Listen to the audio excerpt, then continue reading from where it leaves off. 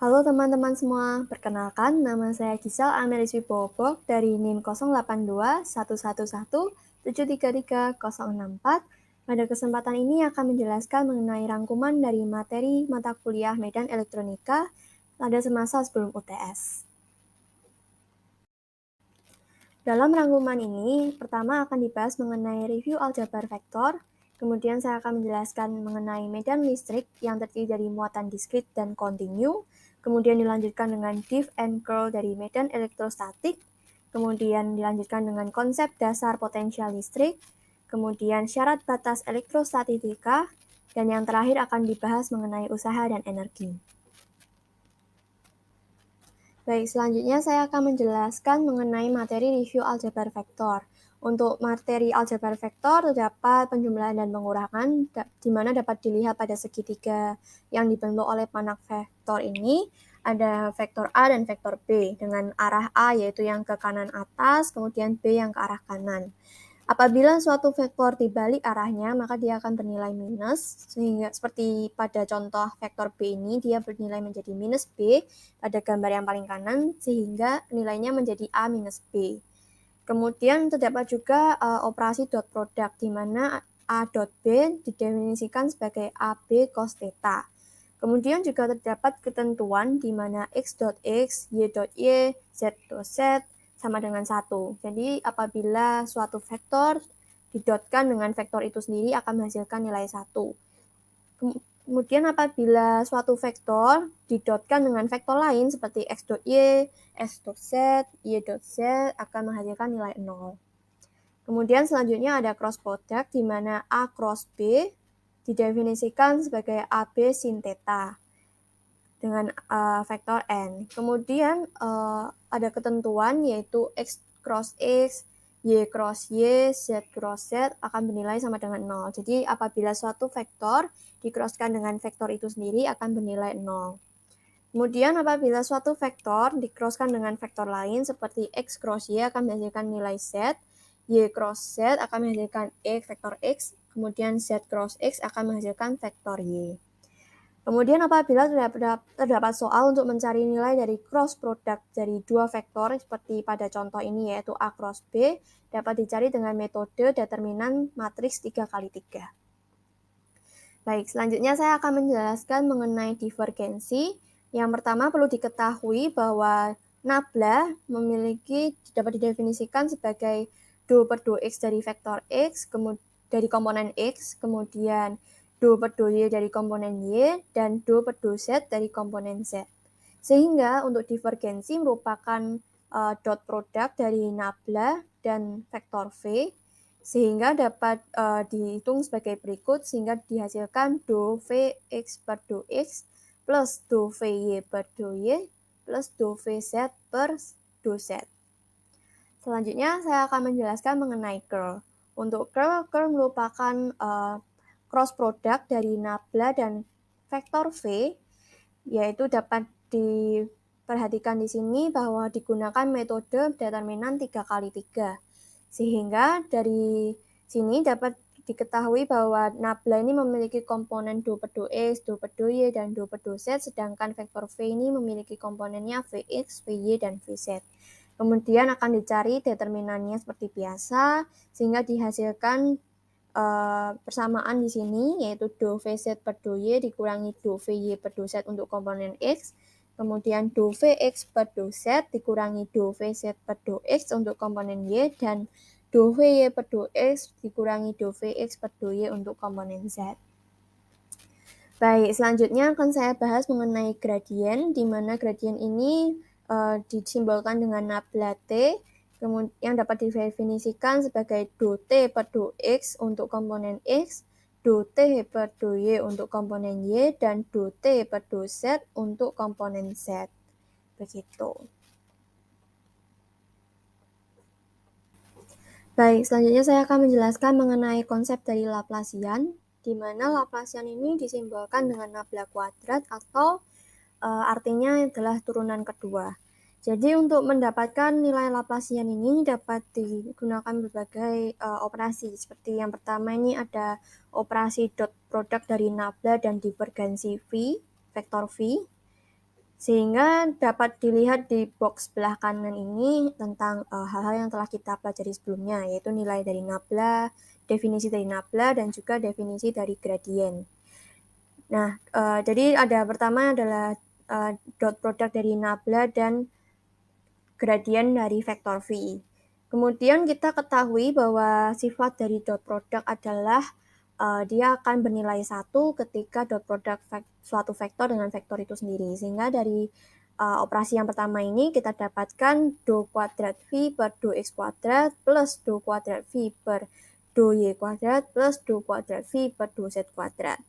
Selanjutnya kita juga bisa mendapatkan nilai Laplacian dari nabla cross gradien V, di mana akan mendapatkan hasil 0 karena nilai dari cross product dari suatu komponen kepada komponennya sendiri akan bernilai 0, sehingga nilainya akan sama dengan 0.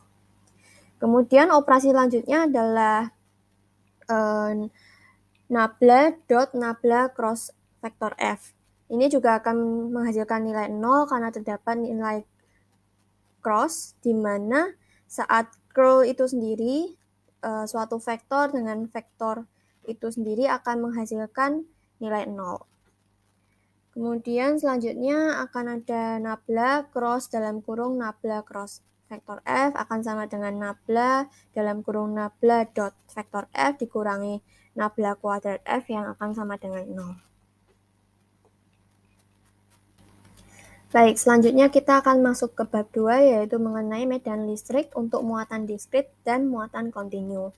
Seperti yang dapat dilihat pada gambar, karakter garis medan memiliki beberapa karakter, yaitu yang pertama, yaitu keluar dari muatan positif ke muatan negatif, kemudian tegak lurus terhadap permukaan muatan, tidak ada yang berpotongan dan bersentuhan, kemudian kekuatannya ditentukan dari kerapatan garis-garis medan atau bisa juga disebut densitas garis medan, serta densitas garis medan ini memiliki tertinggi ketika di daerah melengkung. Kemudian saya akan menjelaskan mengenai hukum kolom, di mana hukum kolom ini dilambangkan dengan F, yaitu dapat didefinisikan sebagai K, Q kecil Q besar per R kuadrat vektor N, R. Kemudian K ini diketahui bernilai 1/4 pi epsilon 0. Sehingga rumus ini sebenarnya dapat dibahasakan adalah gaya terhadap Q besar dari muatan Q kecil. Kemudian diketahui hubungan F dan E, yaitu F sama dengan QE, sehingga untuk mendapatkan nilai E adalah E sama dengan kaki per R kuadrat. Sehingga pada rumus yang sebelah kanan ini, nilai E ini berbanding lurus dengan Q per R kuadrat. Kemudian untuk medan listrik ini terdapat muatan diskrit dan muatan kontinu. Untuk muatan diskrit dapat dilihat pada rumus yang ada di sebelah kiri ini, jadi terdapat Q per 4 pi epsilon 0 dengan dalam kurung Q1 per RI kuadrat, R1 kuadrat, plus Q2 per R2 kuadrat, plus Q3 per R3 kuadrat, sampai seterusnya sejumlah dengan muatan Q kecil yang ada. Kemudian untuk mendapatkan nilai E-nya dari muatan diskrit, mudah saja yaitu dengan membagi Q besar. Sehingga didapatkan 1/4 pi epsilon 0 dengan sigma I sama dengan 1 hingga I sama dengan N untuk QI per RI kuadrat. Kemudian untuk muatan kontinu, nilai E ini ditentukan dari 1/4 pi epsilon 0 integral dari dq per R kuadrat. Jadi untuk muatan kontinu ini Q-nya diubah menjadi integral dq. Kemudian dq ini bisa diubah menjadi lambda dl atau sigma kecil dA atau rho d tau, sehingga memiliki kegunaan yang berbeda-beda.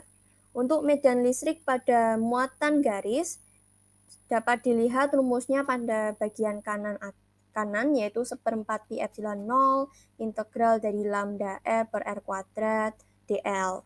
Kemudian untuk muatan permukaan dapat didapatkan dari 1/4 pi epsilon 0 integral dari sigma kecil R per R kuadrat dA. Kemudian untuk medan dari muatan berupa volume dapat diperoleh dari 1/4 pi epsilon 0 dari integral rho r per r kuadrat d tau. Selanjutnya mengenai flux listrik. Jadi flux listrik ini dapat didefinisikan sebagai integral dari E dA.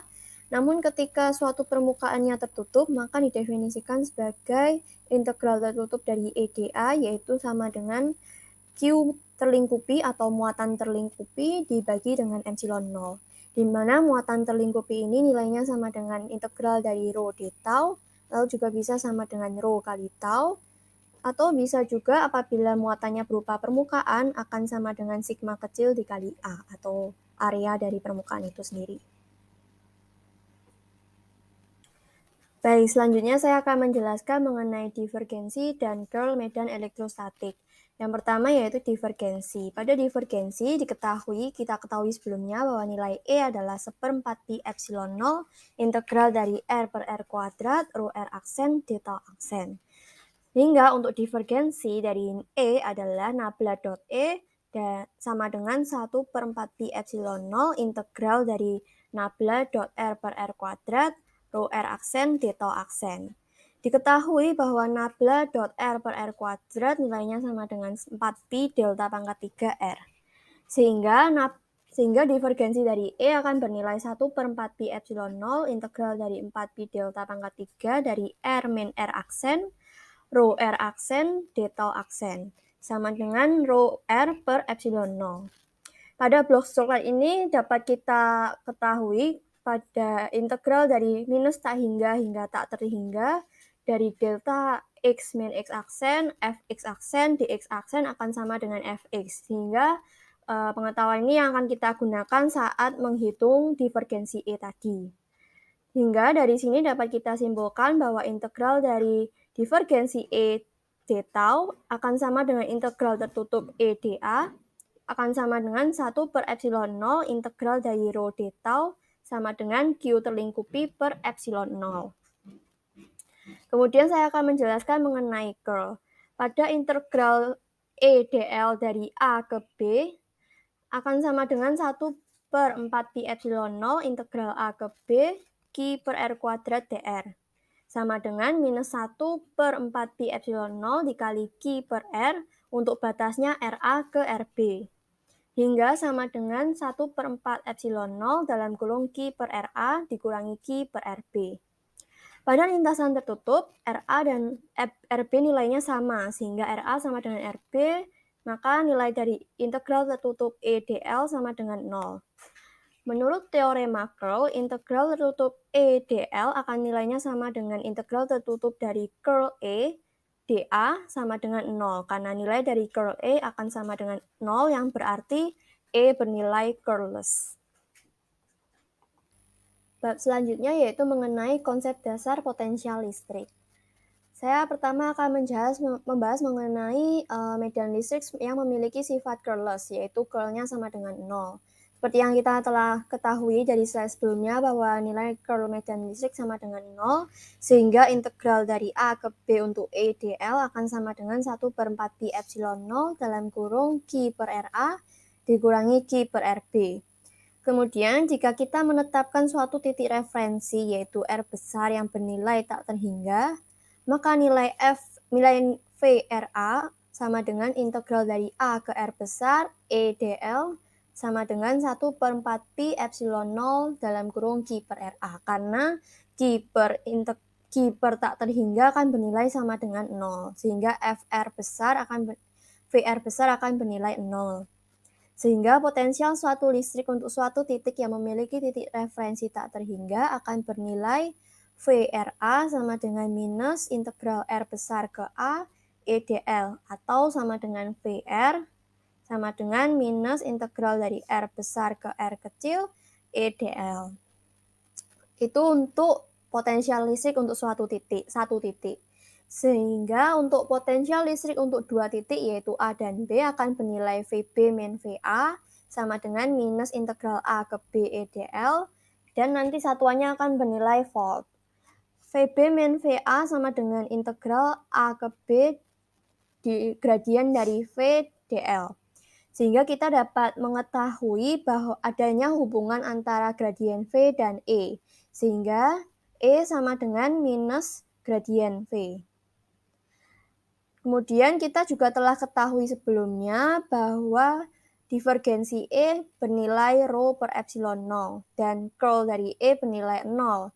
Sehingga divergensi E sama dengan nabla dot minus gradien V sama dengan minus nabla kuadrat V. Sehingga dapat diketahui nabla kuadrat V sama dengan minus rho per epsilon 0. Baik, akan saya lanjutkan. Jadi dari slide sebelumnya kita telah belajar mengenai potensial pada satu titik. Sehingga dapat disimpulkan bahwa potensial dari suatu muatan Q adalah VR sama dengan 1/4 pi epsilon 0 Q per R. Kemudian apabila muatannya ini banyak atau diskrit, bisa didefinisikan sebagai 1/4 pi epsilon 0 jumlah dari I sama dengan 1 hingga I sama dengan N QI per RI. Apabila muatannya kontinu, maka Q ini akan diubah menjadi integral dq, di mana diketahui bahwa dq dapat didefinisikan sebagai lambda dl atau sigma dA atau rho d tau. Kemudian masing-masing ini memiliki fungsi, seperti contohnya saat sumber muatan garis, maka rumusnya adalah 1/4 pi epsilon 0 integral lambda r per r dl.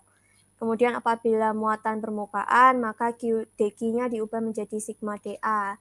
Kemudian saat sumber muatannya volume, maka dq-nya akan diubah menjadi rho d tau. Kemudian di sini ada contoh kasus apabila potensialnya pada kulit bola bermuatan serba sama dan berjari-jari R. Oleh karena ini permukaan, maka digunakan sumber muatan permukaan, sehingga rumusnya adalah 1/4 pi epsilon 0 integral dari sigma per R dA. Diketahui nilai R kuadrat adalah R besar kuadrat plus Z kuadrat minus 2RZ cos theta. Sehingga nilai R pada rumus VR tadi dimasukkan, yaitu menjadi akar R kuadrat plus Z kuadrat minus 2RZ cos theta. Kemudian diintegralkan hingga mendapatkan rumus akhir, yaitu ketika di luar permukaan menjadi R sigma 2 epsilon 0 Z dalam kurung R plus Z dikurangi Z min R, yang sama dengan R kuadrat sigma per epsilon Z. Sedangkan ketika dia berada di dalam permukaan, maka nilai V-nya adalah R sigma per epsilon 0. Bab selanjutnya adalah mengenai syarat batas elektrostatistika. Jadi pada gambar di kiri dan kanan ini terdapat pillbox pada suatu permukaan yang ditembus oleh medan listrik. Diketahui dari penjelasan sebelumnya, hukum Gauss itu rumusnya adalah integral tertutup dari EdA atau sama dengan Q terlingkupi per epsilon 0 sama dengan sigma kecil kali A per epsilon 0. Kemudian untuk mencari nilai batas-batasnya, kita akan mencari terlebih dahulu nilai E dari sudut perpendikular atau tegak lurus terhadap permukaannya. Sehingga didapatkan E atas dikurangi E bawah sama dengan sigma kecil per epsilon 0. Sedangkan untuk kita juga perlu mencari nilai E ketika dia sejajar dengan permukaannya. Karena kita ketahui sebelumnya sifat-sifat dari garis medan listrik adalah dia selalu tegak lurus, jadi tidak pernah sejajar, maka nilai E sejajar atas dan E sejajar bawah ini nilainya adalah 0. Sehingga dapat kita simpulkan bahwa E atas dikurangi E bawah sama dengan sigma per epsilon 0 M. Kemudian kita akan mencari batas potensial listriknya pada bidang batas. Sehingga untuk mencari batas potensial ini kita perlu mencari VB min VA. Diketahui dari penjelasan sebelumnya bahwa VB min VA ini nilainya sama dengan minus integral dari A ke B untuk EdL.